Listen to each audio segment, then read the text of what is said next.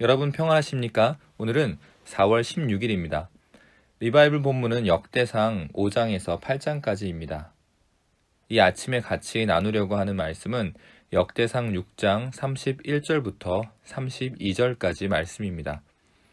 언약궤에 평안이 안치한 뒤에 다윗이 주님의 집에서 찬양할 사람들을 임명하였는데 그들은 솔로몬이 예루살렘에 주님의 집을 지을 때까지 회막 곧 성막 앞에서 찬양하는 일을 맡았다.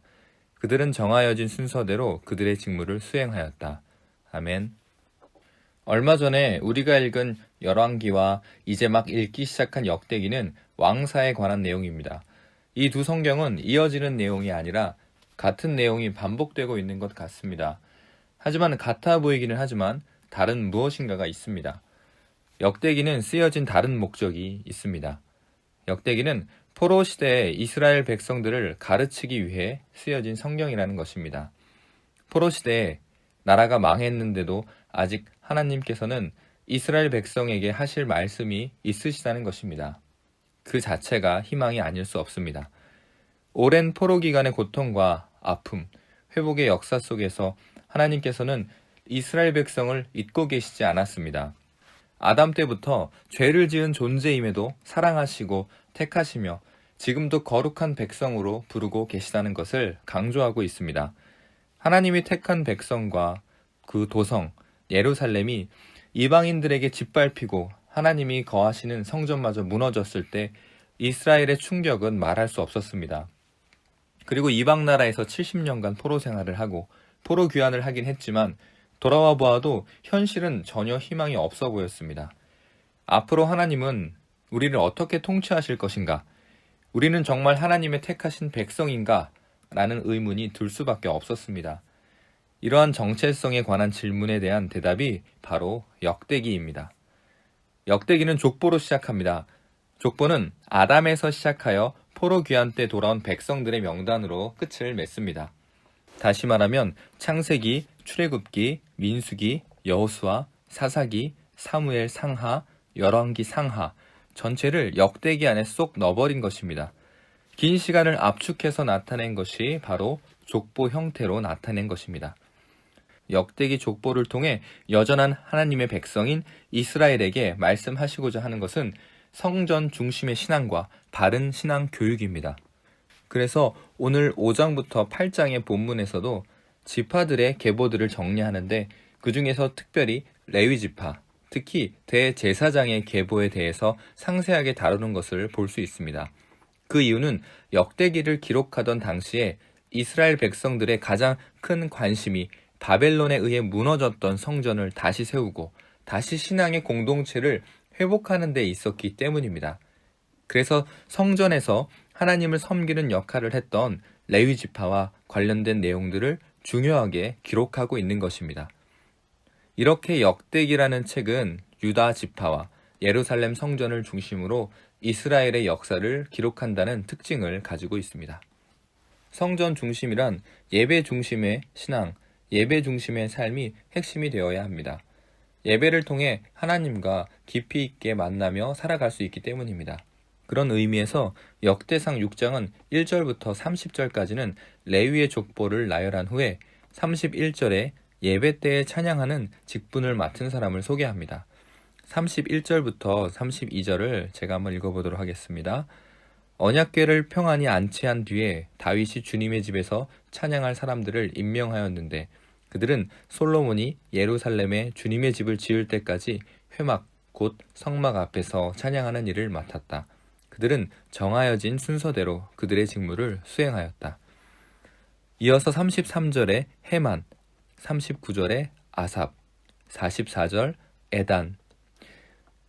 이러한 사람들은 역대상 25장 다윗이 찬송하는 일에 288명을 세우고 그 찬양대를 지휘하는 자들로 이들을 세우고 있음을 볼 수 있습니다. 32절에 다윗이 성전에서 찬송하는 이들을 세우고 솔로몬이 예루살렘의 성전을 지을 때까지 회막에서 찬양했다고 소개합니다.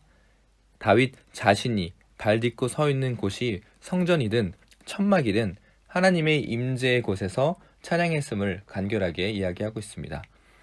견고한 성전이거나 아니거나 하나님이 임재해 계신 곳이 성전임을 알고 하나님 중심의 삶을 산 자가 다윗이었다는 말입니다. 이와 같은 예배 중심, 하나님 중심의 삶이 다윗을 복되게 했듯이 저와 여러분의 삶에도 그러하기를 소망합니다. 사랑하는 성도 여러분, 요즘 코로나 바이러스의 어려운 상황 가운데 우리가 모이지 못하고 각자의 처소에서 삶에서 예배하며 지내고 있습니다. 우리가 비록 어려운 현실 속에서 살고 있지만 우리의 신앙을 돌아보는 기회가 되기를 소원합니다. 하나님의 백성인 이스라엘에게 포로의 정말 어려운 현실 속에서 가장 필요한 회복은 독립국가로 다시 서기 위한 주권이나 영토나 경제적인 회복이 아니라 예배의 회복, 말씀의 회복이었습니다. 삶 중심에 하나님과 예배가 있고 거룩함 그리고 말씀에 있을 때 하나님의 계획을 이루는 삶을 살게 된다는 것입니다. 우리 역시 이 땅 가운데 흩어져 있는 이 시대의 레위인이며 제사장들입니다. 하나님이 보내신 사람들입니다. 하나님 중심, 그 말씀으로 살아낼 때 이 세대에 세우신 하나님의 백성으로 살아갈 수 있게 될 것입니다. 그리고 역사를 움직이는 하나님은 이 땅에 권력을 쥐고 흔드는 자들이 아니라 하나님 앞에 거룩하게 살기를 사모하는 사람들을 향해 있습니다. 사랑하는 성도 여러분, 우리가 비록 어려운 상황 가운데 있지만 우리의 삶 속에서 하나님을 예배함과 거룩함을 지키려 더욱 힘쓰며 나아가는 이 세대의 하나님의 온전한 백성이 되어 하나님과 함께 어떠한 상황에서도 승리하는 저와 여러분이 되시기를 축복합니다. 기도하겠습니다. 사랑의 하나님, 우리가 어떠한 상황 속에서도 하나님의 자녀라는 정체성을 잊지 않게 하여 주시옵소서. 하나님의 자녀다운 삶을 회복하는 것이 우리가 가장 먼저 해야 할 일인 줄을 믿습니다. 나의 삶이 하나님을 예배하는 삶, 말씀의 거룩한 삶인지 돌아보게 하여 주시고 연약한 모습들은 회복할 수 있도록 힘주시고 인도하여 주시옵소서.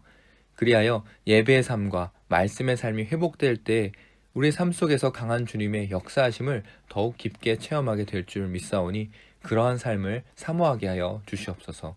우리 주 예수 그리스도의 이름으로 기도합니다. 아멘. 오늘도 중보기도 3가지 기도 제목을 가지고 같이 기도하기를 원합니다.